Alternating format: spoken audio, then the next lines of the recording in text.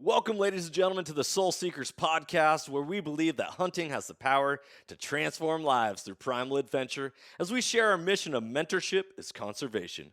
To learn more about everything we do, check out our show on Carbon TV or go to soulseekersnation.com. Freedom on, everybody, and stay soulful. If you want to take your shooting experience to the next level, then check out Coltac gear for 100% made in America products. Coltac manufactures specialty gear designed for long-range shooting, hunting, and other tactical applications. From their support bags, suppressor covers, shooting mats, and a whole lot more, Coltac is creating tough, durable, and innovative gear for both civilian and professional markets. Go to coltac.com to see all that they have to offer. That's cole-tac.com. If you are looking to get a new rifle or build your own, look no further than Kelbley's. Kelbley's actions and rifles have a higher level of accuracy and hold 92 world records set on either one of their rifles or rifle actions. Whether you're looking for an ultralight mountain rifle or wanting to compete in precision rifle shooting, Kelbley's has you covered. Go to kelbley.com to find out more or give them a call as their customer service is the best. That's KELBLY.com. Kelbley's. If you're looking to take your hunting to another level, there's no better way to do it than by subscribing to onX Hunt. If you want to get better at hunting and go deeper into your scouting, onX is the #1 GPS app for that.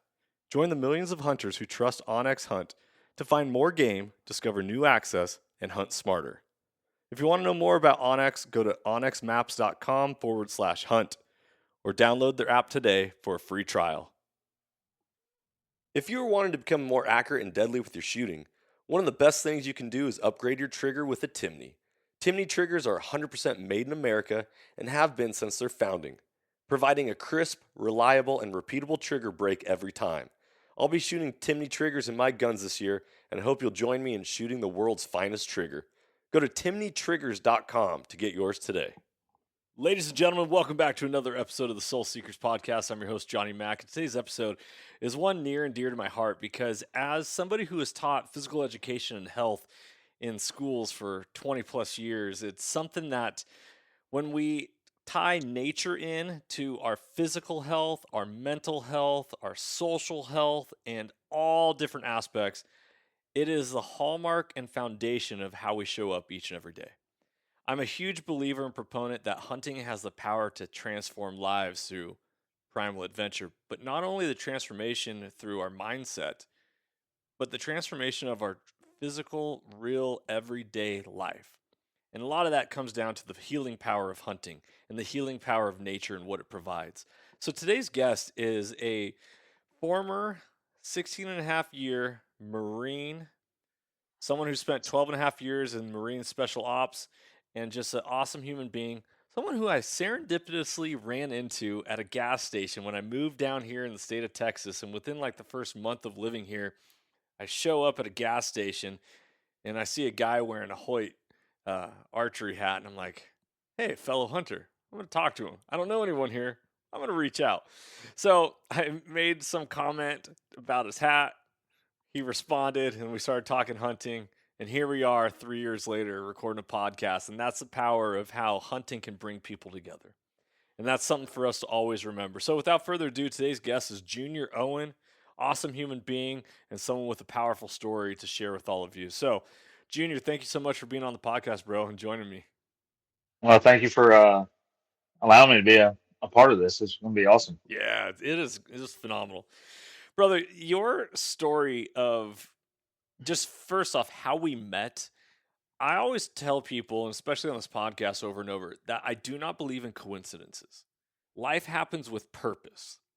There is a story that we get to walk out, whether it's predestined or it's destiny, however you want to look at it, but that our choices end up leading us to this life that we ultimately are manifesting for ourselves.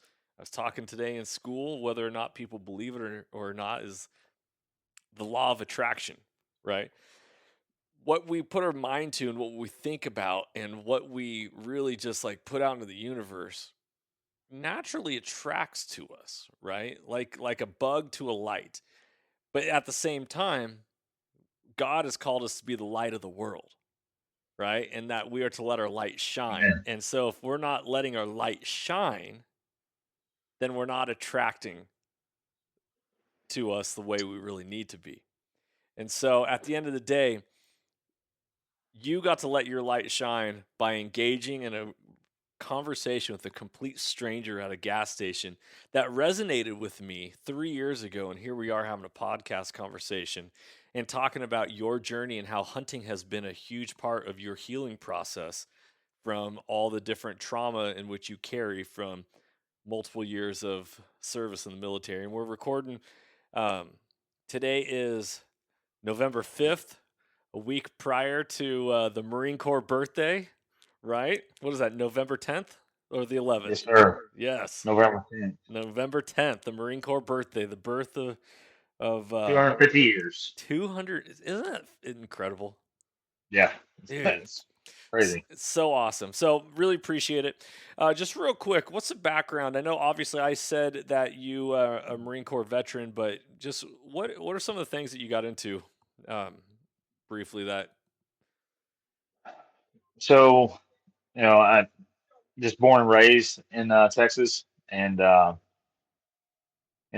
grew up small town, not too far from where we met, and just I grew up hunting and fishing there. That was the big thing that me and my dad did. Um, Camped, and that was that was like my life. Like like back then it wasn't. We didn't have a bunch of video games. I mean, yeah, you had like PlayStation or Nintendo or whatever. But I woke up. I was telling my son this the other day because he was getting tired of watching YouTube hunting videos with me. He's like, let's watch something else. I'm like, man, this is what I used to watch, TNN or whatever, the Outdoor Network, all that stuff. I woke up early and stayed up late to either watch Mossy Oaks Hunting in the Country or Monster Bucks, and I couldn't get enough of it.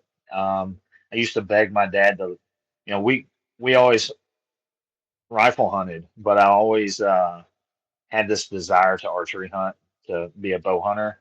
I'm like, Dad, when am I going to get to bow hunt? Well, as you know, and anybody else is probably watching this, bow hunting can be an expensive hobby to get into, but you can get into it fairly cheap. And it just kept rocking on and on and on. And anyway, finally, I got to do that. So that was something that was just has always been a part of me. I have always felt at peace um, being in the woods and just watching deer. Deer have always been, I don't know, like I guess my favorite animal. Like my son even knows that. Uh, so and I played some sports in high school. I wasn't a super talented athlete, but I never gave up. Mhm. Um, I lost my mom when I was a junior in high school, and that really changed a lot of like my path. Um, that man, that shifted a lot of stuff for me in my life. It really, I think it made me have to grow up a little bit quicker. Um, and then, I didn't really know what I was going to do as far as life. I decided that I needed to be in the military, but before like all that, like back when I was a kid, yeah, I wanted to deer hunt, but I was like Chuck Norris for Halloween, like Commando, like I watched all the Rambo movies, the typical boy that made a bazooka out of any like stick he picked up, and we always played guns. I could outfit a whole platoon with guns. We'd have get-togethers at the house, and we'd just play army the whole time. Yeah. Now it's Marine, but back then I didn't know what I was doing. So, and I kind of know what I'm doing now. Anyway, but so it was always a dream line to be in the military. I always wanted to be in special operations too. I didn't know what that really was at the time. Um, but I always wanted to be like Rambo, which he was a Green Beret. Uh, so I always wanted to do something more. And then, I got in, my junior year, I really got interested in the Army and talked to some recruiters. And then that just wasn't really jiving for me at the time. Of course, I was still a junior, so what did I know? Um, and then my senior year, I talked to a couple Marine recruiters. I decided that I was still going to go to college. I went to college in Weatherford Okay. and for a year and a half, and I wanted to do wildlife biology. I wanted to be like in charge of like a game ranch and do all like what I thought that they did, like count deer and see all these big bucks and whatever. Um, grades wasn't the greatest. I was a horrible student. Um, spent too much time partying and a lot more time working. And I changed my major to criminal justice. I don't know if you can hear my dog, but he's whining back here. It's Um, all good. so I changed it to criminal justice, and one of the guys that was the professor that was the main criminal justice guy there, he was a retired Marine, Vietnam vet. And then there was one other guy that had just got out of the military. He was artillery Marine. So like I just kind of like leaned towards them. And then I was working at a feed store in Weatherford at the time, and all these Marine vets were coming in, and I was listening to them. And then I went to a rodeo and signed up for the Marines, and I joined the Marine Corps in January of '04, and spent almost my whole enlistment. Well, actually, it was my whole enlistment except for boot camp and then like School of Infantry type stuff um, on the East Coast. So I was at Camp Lejeune. I was a radio operator by trade. In the beginning, I got told that that was the closest I could get to being a grunt. Uh, deployed a couple times with my first unit, second LAR, second light armored reconnaissance, and um, I I was planning to get out. I wanted to get out of the military after 4 years, and I got this cake job. I was an instructor at a non-commissioned officers course, which actually the guy that I'm here with in Missouri right now, hunting his property, he was one of the fellow instructors there. So um, he allows me to come up here and hunt. Anyway, um, fast forward, I was supposed to go back. Well, okay, so I was going to get out, and I told my brother, I was like, I'm going to be a professional bass fisherman. I need you to help me look for a bass boat. And he's like, okay. Well, I never found the bass boat, thank God, because I'm not as great of a bass fisherman as I thought I was. Um, so I ended up reenlisting, and then shortly after that, I got orders to MARSOC, Marine Special Operations Command. Went to selection, got assessed and selected, and spent the next 12 and a half years doing that whole gig. During that time frame, um, you can uh, actually during that time frame before that, I guess I I I got back off of deployment and I had an old bow. It was bouncing around all over this place here, but it was a Martin bow that I bought off of one of my buddies in college, and I wanted to get a new one, and I went and purchased a Matthews switchback, and I toted that thing around in my toolbox because we couldn't have them in the barracks.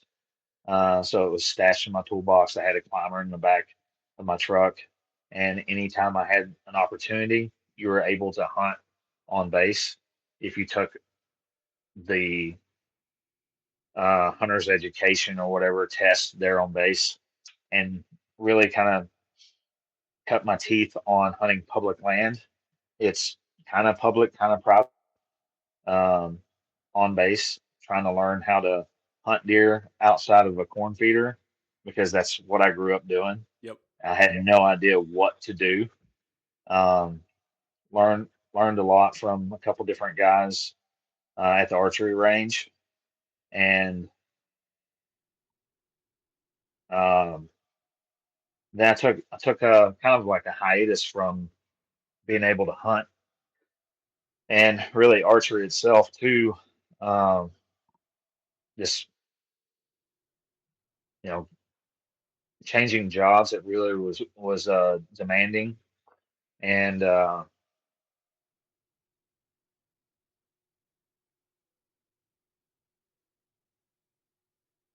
it I'm so there was something missing. Now back up, my first deployment, my dad passed away, so there's another like notch on the belt, mental health um, thing that was just building up.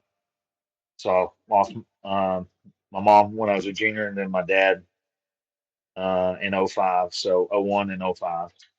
Um, and then so anyway, like there was always just this yearning to get back in the outdoors, whether it was hunting or fishing. And I always tried to surround myself with like-minded individuals that like to do that. And at one time, it was hard uh, to find individuals that are like that.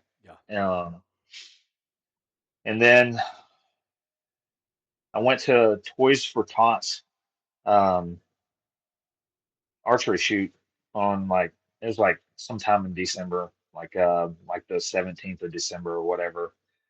And I met a good buddy of mine, and we just hit it off. We had the same type of bow. He shot for Bowtech. I had a Bowtech at the time, and we started hunting together and learned a lot from him.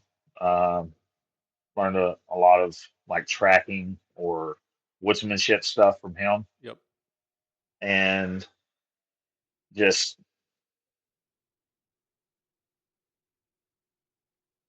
w- before that, it was just like there was like an emptiness. Like I didn't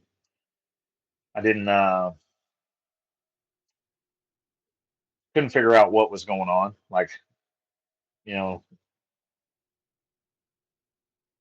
I knew that something was missing, but I didn't know what. And come to find out, there was two things missing: my love for the outdoors, and then later on in life, my salvation. So those two things were missing. I didn't find the salvation part until way later, but I do believe through the outdoors, though, it definitely led me into that because it was definitely a saving grace for me for later on in my career, and then dealing with getting medically retired out of the military. So um, that's a lot of rambling there. Well, no, it sets up your story beautifully because we're talking about mental health. We're talking about the healing power of hunting and nature. And this podcast is titled Soul Seekers, right? Like you were missing something in your soul. And it was that connection with nature, but what's found in nature? God. Right. God is found in nature. Yourself is found in nature. We are made in the image of God. So when you find yourself, it also allows you an opportunity to find God, even if you're not looking for him. And so this is why this podcast is Soul Seekers, right? We seek after our own souls. We're seeking after the other souls to recruit them. But at the same time, we're seeking out a better life for ourselves. And every human being on this world carries trauma from their past, whether it's youth trauma, whether it's trauma from experiences such as military or parents dying, or, just life is traumatic. We enter this world traumatically, and hopefully we exit this world peacefully. But at the end of the day, it's traumatic for other people, right? Absolutely. But one of the things that I talk about a lot in my class, in our life skills class, is that we filter our view of the world is based off of the majority of our belief structure that is formed from ages 2 to 6. Now, if you carry a lot of trauma from ages 2 to 6, maybe your parents beat you, maybe you got yelled at, maybe you didn't have high self esteem, you didn't feel loved. It all ultimately comes down to feeling loved. Do you feel loved from your closest people in your life, or do you not? And then if you don't feel loved, you feel an emptiness, and you try to fill that void.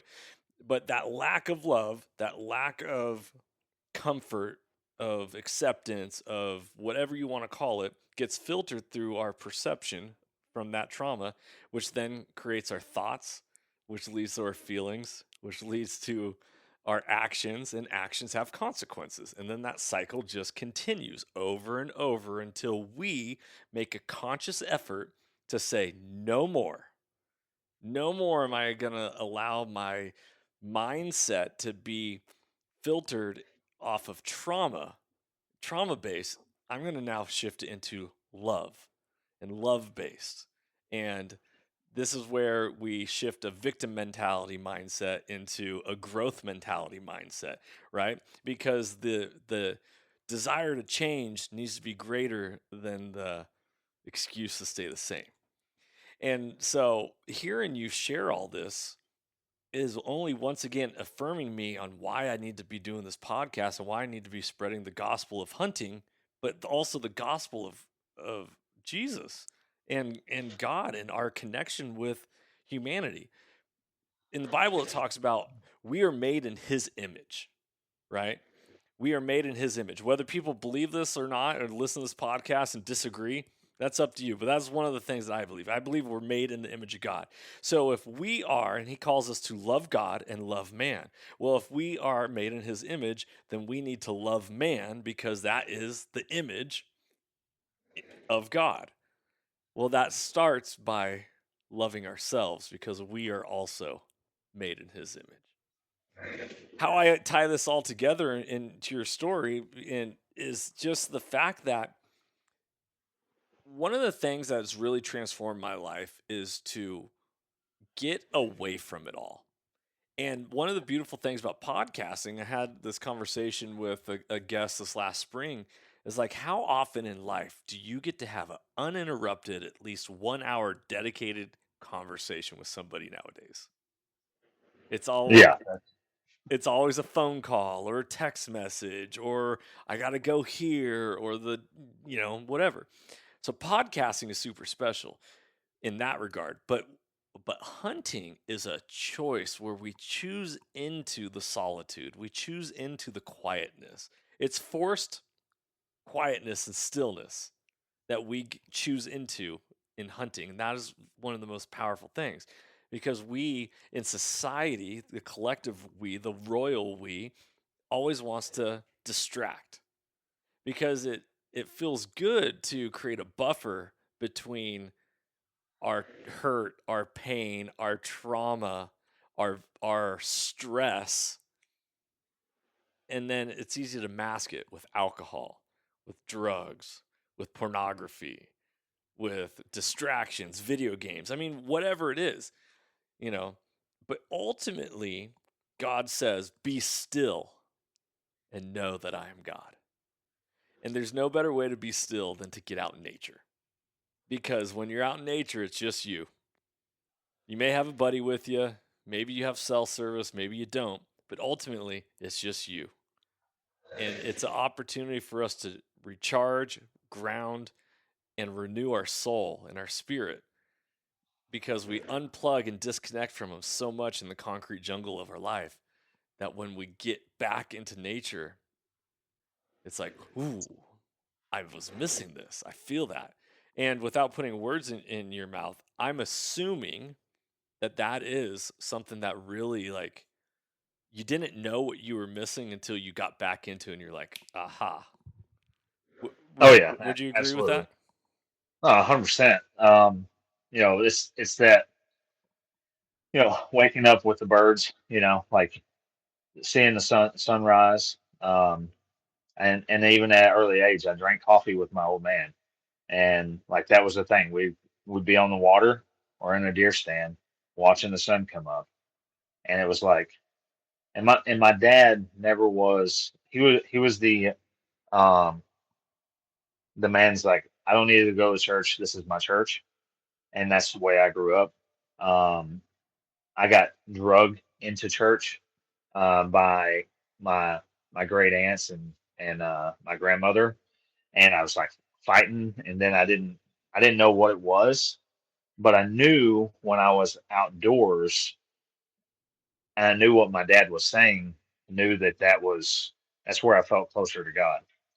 Um, Now, am I the I mean, I'm the chip off the old block from my old man, but I do have this sense of like I need to go to that brick and mortar and be in a congregation at some points, but you know, the whole sharing the gospel with one another, sharing the gospel with like individuals, and then those that are lost and trying to bring them to it.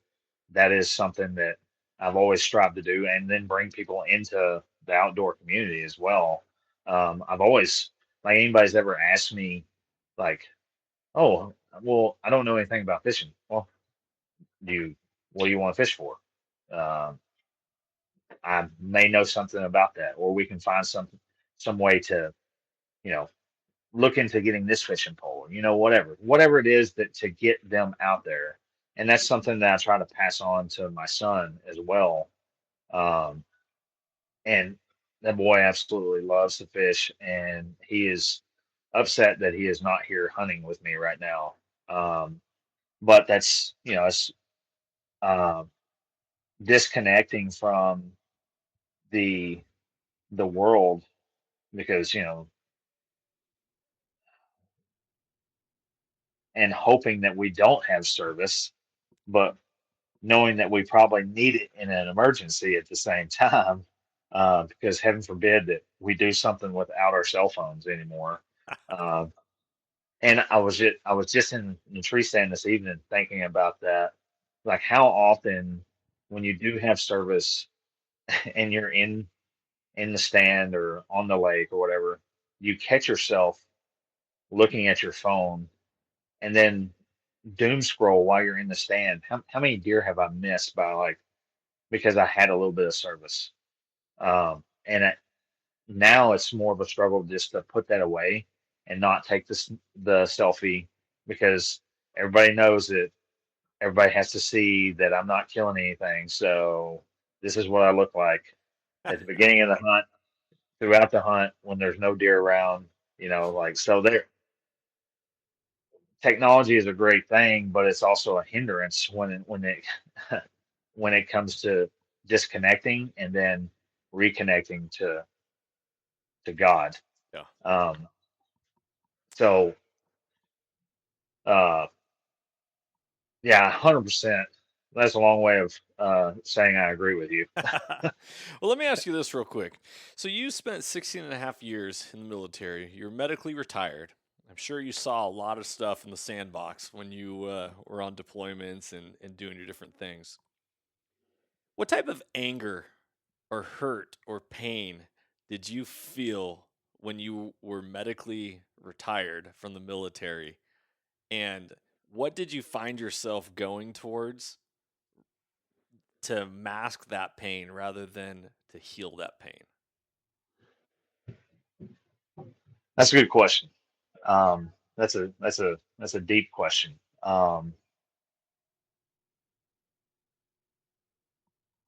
The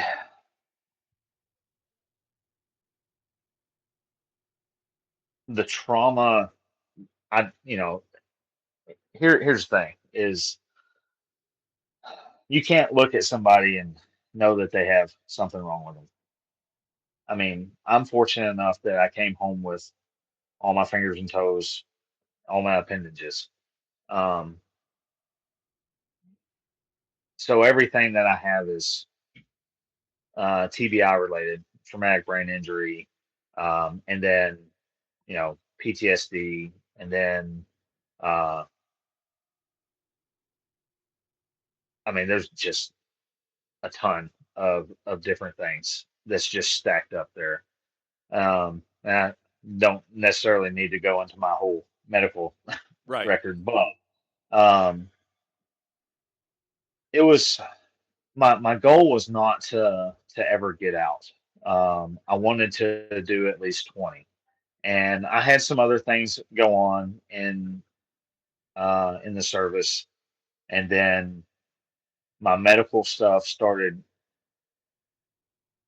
like wiggling its ugly little head, um, and it was making things way worse, like cognitive function. Um, was just not there. I mean, there was things that like I might have developed for like a storyline for certain mission sets or whatever for training, and then I wouldn't be able to recall what I had wrote. And while I was an instructor, luckily I was at an instructor status. I don't know if that's really good or not, but it was kind of like a downtime. And um, what I started feeling was this despair. Like, what do I do now? What is wrong with you? Why are these things so hard for you to do? And why are the things that you find joy in making you angry? Um, because as much as I loved being outdoors, it was so frustrating to be outdoors for me too, because I couldn't do simple things or things that were simple to me at the time because my anxiety, depression was just like looming from you name it. Uh, failed relationships. My career looks like it's going down the drain. Something that I couldn't, uh, you know, handle. But here I am. I'm supposed to be this guy this high end operator, and now all of a sudden I'm getting shown the door. Now there was a portion of me that was like, oh, I could get out early. That was a like a breath of fresh air, Hmm. far as like they're gonna take care of me. Like it's not just like a complete boot. Is that a great feeling? Somewhat, but at the same time, that's not what I wanted. I wanted what I wanted, not what God had planned for me. Because my whole plan was, like I said, get out at 20 and retire fully. That way, do some more deployments, still be around my buddies. Some of my buddies are still in. Some of them are going past 20 right now, and and a lot of them have gotten out, and a lot of them have gotten out for the same reasons that I have. But the feeling of hopelessness, and not worthy, Yeah. you start seeing the other guys getting praised, and then I can't do stuff. Um, and then I try to seek refuge. At one point, I tried, it's deer season, so I try to go deer hunting. Well, now I can't even make decisions that quickly anymore to where I'm like, I'm going to go deer hunting. All my stuff's in the truck. I take off. Well, then what would happen is I would get in the truck and like get down the street. I'm like, oh, I forgot my stand. Go back. The stand's in the back of my truck. Mm. Okay. Get to where I'm going. I forgot my release. And these things happen on a daily basis for most people, but not for where I was at in my life at that time because we did pre-mission checks, and that's the way I did my hunting. Like pre-mission checks, I have all this stuff. I check all my gear. It's all placed in one place at one time, and I know exactly. I can reach into my hunting bag or my bow case blindfolded and grab everything because I knew exactly where it was at for the most part. Um, but the simple task of just wanting to go tying fishing knots would be frustrating, because my vision was troublesome. Um, and then making a decision where I was going to go hunt. Now, I mean, I think we all have that problem when we have cameras that are showing us, oh, this big buck here, or this here, or the wind's here. Well, it was so bad that like I would get into the woods and then I would walk out. And then I would get to my truck and then I would walk back into the woods. Then I would walk back out. Or I'd get in the stand and then I'd just be like, what am I doing here? Hmm. Worthless. I I had so much self-pity. You're not good enough. Um, how dare you let this happen to you? What are you going to do now? You have a son. How is he going to ever look up to you if you can't do simple tasks? Yeah. You're getting kicked out of the military. I wasn't getting kicked out, I was getting medically retired. But I had to flip that to be like, okay, I didn't do this to myself on purpose. I chose this lifestyle. I knew the consequences that could happen, but little did I know that the effects that they would take later on from IED blast or, you know, training hard, getting knocked out in training or whatever, that it was going to affect me so bad. Yeah. Um, and just everyday life. I mean, getting uh, driving somewhere and then having an intent like going Christmas shopping. I was going Christmas shopping for my son. I get down, and this was probably one of the worst feelings I had at the time. I got down there and the lights were messing with me. And I had to sit, I was in Sportsman's Warehouse uh, in Wilmington, North Carolina. And I had to sit down on an end cap. And workers came up to me, associates, and they're like, "Are you okay?" I'm like, "Absolutely not. I need to sit down." And they're like, "Well, do we need to get anything for you? Do we need to call like the 911 or do you have somebody to call?" I didn't have anybody. I'm like, I just need to like sit here and like figure this out. So finally, I was able to they brought me like a turkey hunting stool, Mm-hmm. and I sat down on it, and then I was finally able to just get out. So a lot of it had to do with some of the flickering in the lights. It was messing up with some of my equilibrium, whatever. Um, Not a doctor, but I know it was messing with me bad. Yeah. And then not knowing why I'm in a place at the time, Mm. um, and then or how I got to a place at times. So I'm like, yeah, and I think we all have that where you're driving down the road and you just kind of like zone out, and you're like, oh, I missed my exit. Yeah. Well, that would happen on a big scale of like I'm going to say work and I end up like at the gym in town or you name it. I'm at a grocery store. I'm like, what am I doing here? Like I'm supposed to be at work right now. And then I have to call and say, hey, I'm late. So it got to where I was um, put because when you go through the medical process to get out, and it's been a while now, but they put you on a medical board and you're waiting for your findings. So all this, you're sweating all this. Like, am I going to get found unfit for duty? What does that look like in the future? Like, how am I going to be able to provide? I have just spent 16 and a half years of my life doing this one thing. I don't know anything else. Um, I wasn't a good student, so college wasn't an option. Like I've tried to do college over and over again, and it's just I don't I don't learn well. I do well hands on, but I don't read and articulate and comprehend stuff as well as I should. Yeah. So it's very frustrating. Um, So as far as like masking the pain or going to things that weren't healthy for you, at what point were you doing things that weren't necessarily the best and then you made the decision like this is how I'm going to heal my life? Or when did that realization come to you? So I think I put on a facade um, for a while. I think all of us do.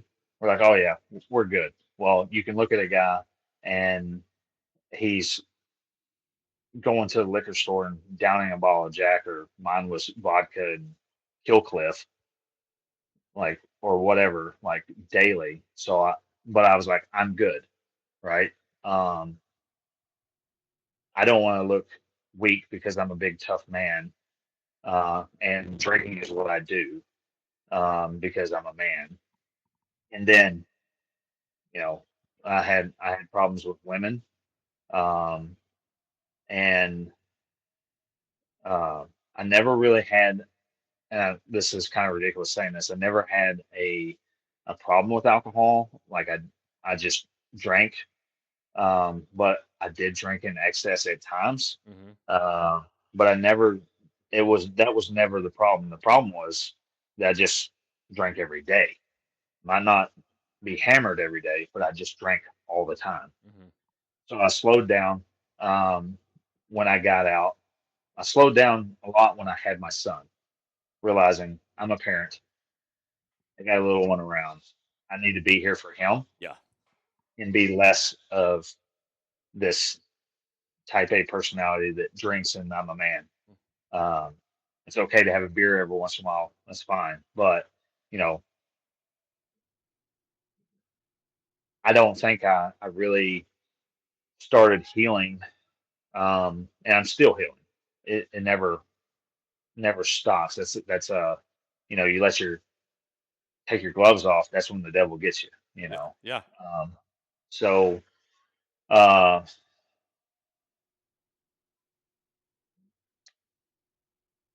I lost, my second oldest brother, and so I lost a sister in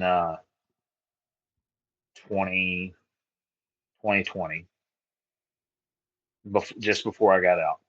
And then after I got out, a year after I got out, I lost one of my brothers Mm. to cancer. When he was going through,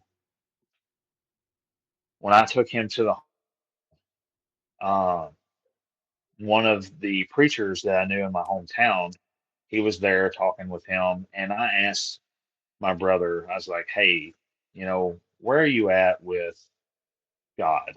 And he goes, "I heard about that. I took care of that a long time ago." I'm like, "Okay."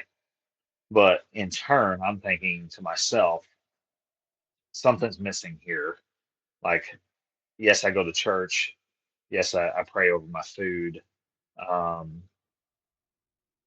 I need to do something more. Yeah. So I started talking to the preacher, and I ended up getting baptized in August of 21, at my local lake in my hometown. Um, he asked me, "Do I need anybody there?" I was like, "Just me and you. We're good. Like, I can confess this to everybody else. Nobody needs to see me just dunk it here or whatever. I want to get it done now." And it was like a split, this like by a seat of the pants, like, aha, I know what this is. I know what I need. And at the time, I was going to school. I stopped this as well. I was going to school to be. I had started going to school to be in the ministry. Mm. Um, so I did that for like a year and a half, and then I just couldn't keep up with my schoolwork. Bad student. Uh, so all you people that are listening, I don't like school. So uh, anyway, um, and it's been. I don't think there was just a one time. This is what I need to do, because I checked the block on I needed to get baptized. Like, I needed to go to church. I did that. Um, I needed to get baptized. I did that. Well, when I got out, I just let myself go.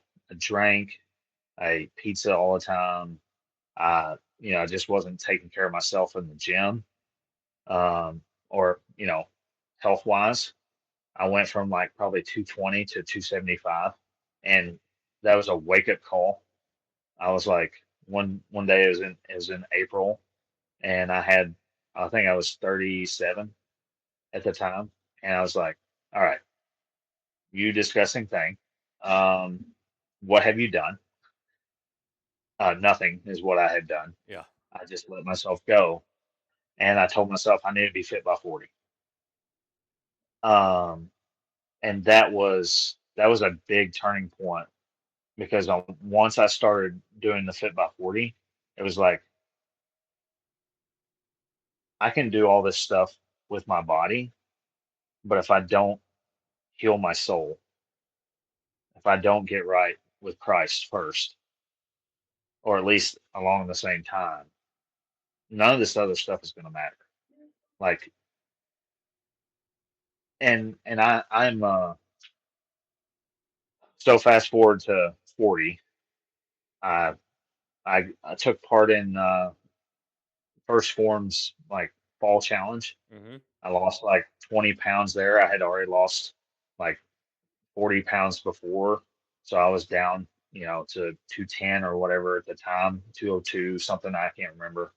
Um, and I was doing a daily Bible study, staying in the Word a lot more. I wish I should be in the Word more now. That's just, I think that's the ebb and flow as us as Christians that we need to really fight on that, and hold that as the one thing that we need to hold on to and do regardless, no matter what.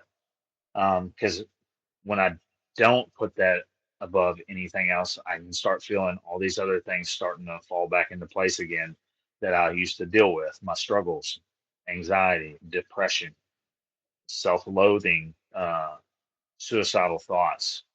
Um, I think it was the deer season after we had met, or whatever. I can't remember. Anyway, it was deer season. Um, I was feeling some type of way. I had a lot of anxiety, um, just uneasy for like 2 or 3 days, and it was slowly building. Starting to get my migraines again, and uh, and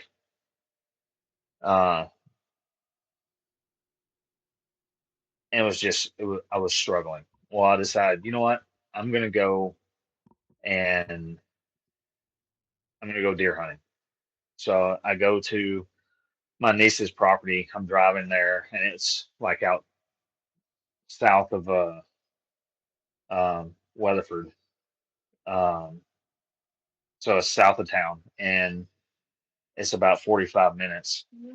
And all of a sudden, I have my deer rifle in the truck and my handgun, and it was like, you're gonna take your life. My thoughts right then and there. You're done. You're gonna drive out there. You're gonna pull in the gate, and all this premeditated stuff was going through my mind, and I instantly started bawling, and I cried.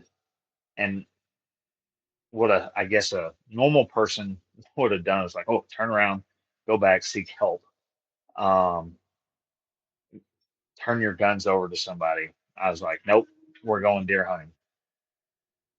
I prayed for the next 30 minutes the whole way there, and I'm just bawling my eyes out. You can barely see the road, the back roads. And I get to probably about a quarter mile from the little lease that I was going to, my niece's place. And it was like I could breathe. The weight was off of me, and everything was good. And I had just been praying to God to, like, I don't need to leave yet. So you made it to the deer lease, and you're like, Yes. "No, I'm going hunting." Yeah. So just before I got to the deer lease, like I said, I prayed probably the hardest I've ever prayed in my life. Um, and it was like my tears were completely gone. The weight was off my shoulders, off my chest. I could breathe again. And I went and I just sat in the stand. Didn't even take my gun or anything. Not because I was fearful. I just went and sat. And the whole time I was in the stand, I started crying again. And it was being grateful, thankful. And it was just praying the heck out of thanking God for saving me and knowing that I wasn't supposed to be gone. Because I was saying, God, I don't want to leave. Mm-hmm. I don't want to be gone from now. I've got too much stuff. I know I'm supposed to be doing something more. I don't know what this is that's happening to me right now, but I need you to take this away from me because I am not strong enough. I cannot do this on my own. And that's where we all, those of us that had, well, I think everyone struggles with some of this at some point in time is the I got it. Mm-hmm. Like, I can do this. Yeah. And I, you can't, you cannot do it. Like, I don't care how tough you are, what you've been through,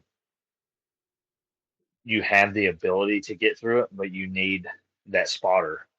And sometimes that spotter has to pull the weight off of you, like, because nobody wants to be crushed by whatever it is that they're lifting. Yeah. Correct. And the weight that I had on my shoulders was just flowing through me with anxiety and depression. Um, and the evil one was just like knocking at the door, like, "Hey, you're not good enough. You you are worthless. Like your past relationships are this bad. You wasn't able to make it all the way through your military career. Everything was just stacking up." Um, and I would like to say that that was the last time that ever happened. It's not. Like, it's one of those things that you have to check in every once in a while and make sure that things are good. And it's not every once in a while; it's a daily check in. Like, uh, and how I do that is I have to stay in the Word. I would like to say that I'm in the Word daily all the time, like that's what I do, but I slip. Um,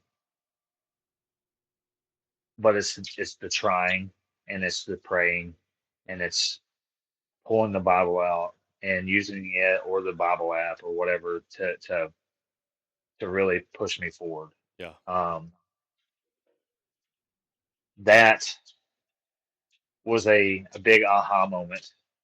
I had to, and that was a reason why I ended up moving from Texas as well, because as much as I loved being where I was at, there was just bad memories. There was no progress in my life. Um, just self doubt. Um, I love being around my family, but in some senses, and I hate saying it, but it's the truth. It it was dragging me down too Mm. because the memories of my brother passing and him not being there, and then having to deal with the estate, and then just it just was a whole list of things that I decided to run away. So I ran to Oklahoma and was up there looking for a place to live, and it just it just follows you. It doesn't matter. Mhm. Um, You got to face the pain at some point. absolutely. You got to face it, just like a buffalo in a snowstorm. You got to run Yeah. into the storm for that storm to Yeah. get past you. If you constantly are running Absolutely. away from it, it's going to be chasing you. It's always there. That anxiety is always there. Let me ask you this real quick, and because there's a lot that we can talk about, but for the sake of time, I wanna honor your time. You're at deer camp and you got to get up early in the morning and all that.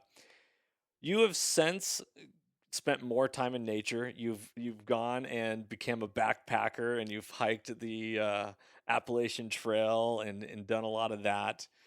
So, a two-part question, and whether it's hunting or whether it's nature, but what has hunting and nature done for you?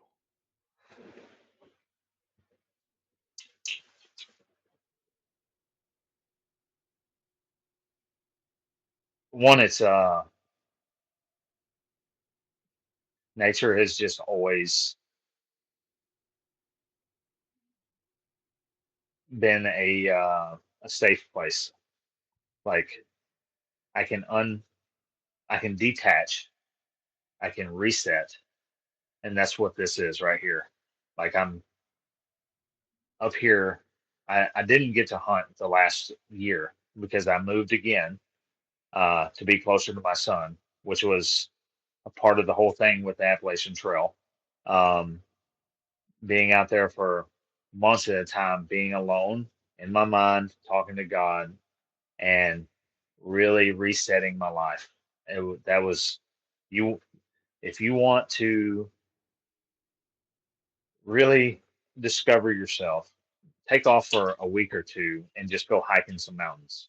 Yeah, Um, you being from where you're from and being in the mountains and which were really great mountains out there compared to what I was in, but like the the uh the solitude, uh just being at peace, yeah, nature, that's what nature does for me. The hunting side of it, it's never about the kill. Like I'm at deer camp to take home a big trophy. Yeah, bring home some meat, but it was also a vacation. It's a reset for me. Like everybody's like, "Whoa, where are you going?" I'm like, "Going to Missouri." "What are you gonna do there?" "Deer hunting." "Why don't you just deer hunt here?" I'm like, "I need to get away. yeah. Like, I need to get in different woods. I need to get away from here." And it's a complete detach. Now, do I need to leave a state to do that? No, it's just afforded the opportunity. It's just it's solitude and reset, and it's a time that I can really talk to God and be, and then all the memories from when I was a kid and just past hunts, reflecting, and that's a lot of it is just reflecting on life too, Yeah. where I'm at, where I'm going, what I would like to do, and not, and it removes that anxiety from me. Come here, hey, you're whining. Gotta love dogs. I got two of Oh mine yeah, laying next to me right now. Um, Inward reflection leads to outward correction. And if we want to outwardly correct our lives and how we show up each and every day, then we have to spend time inwardly reflecting. And being in nature for me provides me that opportunity to actually inwardly reflect. I love that. It's the power of it. Your story is powerful. I guarantee that there's people that listen to this episode and they're like, man, I have taken hunting for granted. I've taken nature for granted. I've taken my blessings for granted. And it's just a reminder to ground ourselves and be grateful for all. And to remember that life happens for us, not to us. We're not victims to this life. that's it. That's right. Life happens for us. It is everything is an opportunity for a blessing in our life of growth, of improvement, of achievement of the next step. And when we feel despair, when we feel discouraged, when we feel hopeless, the best thing that we can do is the next first step. Just the next first step. One foot in front of the other, one moment in front of the next. You don't have to think about this big mountain that you're climbing. It's just one step at a time. That's a good analogy. That's very very much so. One step in front of the other. Um, I mean, being in the woods, being in nature, being at deer camp, being in a tree stand hunting whitetail. Like I have to remind myself as well, because I I say a little prayer, and it always is like, God, just let a big buck come out. But at the same, like that's what you want. That's what you want. But at the same time, it's like, if it's in your will, Yeah, like if I'm afforded the opportunity, I'm grateful. But if not, I am so grateful already yeah. because of where I'm at and what I'm doing, and just and man, I would say the outdoors offered an opportunity for me to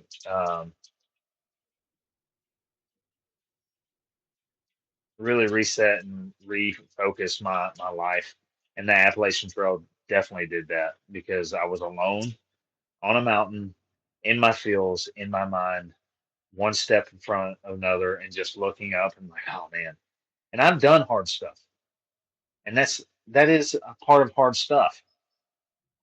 But in those moments of pain, that's when some of that stuff really starts coming out, and then you're like, okay, God, you're humbling me right now. I'm grateful. Yeah. So yeah. Putting you on the spot right here. Do you have a favorite Bible verse you want to share with everyone? Oh man, I am horrible with remembering Bible verses. But I think it's Matthew. I can't remember, but it's about I just can't say it the right way, but it's don't worry about tomorrow, just worry about today because tomorrow's worries will take care of themselves. Uh, and I have to rethink that all the time because I constantly worry about tomorrow. I always worry about whether it's where am I going to go hunt, Hmm. or what am I doing next in life? How am I going to, you know, make that extra cash to get to where I want to be in life? Yeah. Like, like when I live in an apartment right now, I want to have my own property, like how am I going to get there? Worry about what you're doing right now. Don't sweat the small stuff. Like just Very apropos it'll with the take care one of itself. one step in front of the other, huh? Yes. I have a luxury of having the internet right next to me. So Yeah. Matthew chapter 6, verse 34. Take therefore no thought for tomorrow, for tomorrow shall take thought for the things of itself, and sufficient unto the day is the evil thereof. Meaning the evil's always going to be there. Don't worry about Yeah. it. Don't Yeah. stress about it. Don't have anxiety about it. Focus on the things that you can control and let go of the things that you cannot control. Right. Right? What is that? I think that's like a part of Alcoholics Anonymous, right? Yeah. Yeah. Like I think so. control the things that I can control and don't worry about the things I cannot. And what Yeah. we can choose is our attitude. We can choose happiness. We can choose joy. We can choose love. We can choose patience. We can choose the fruits of the Spirit. And may it all abound in us and be a blessing for others. Junior, I'm so grateful that you got to be on this podcast. You are worthy, brother. You are loved. You are a shining light in this world, and it resonates with me, which is why I wanted to make sure you got on this podcast, and I'm sure it's resonating with the listeners of this show as well. So, thank you very much, brother. Well, I appreciate it. I hope the listeners can make sense of what I just talked about because I kind of don't remember everything I talked about. It's kind of a jumble. If you need a roadmap, hit me up. I'll try to get you in that path because that I don't even know where I'm at.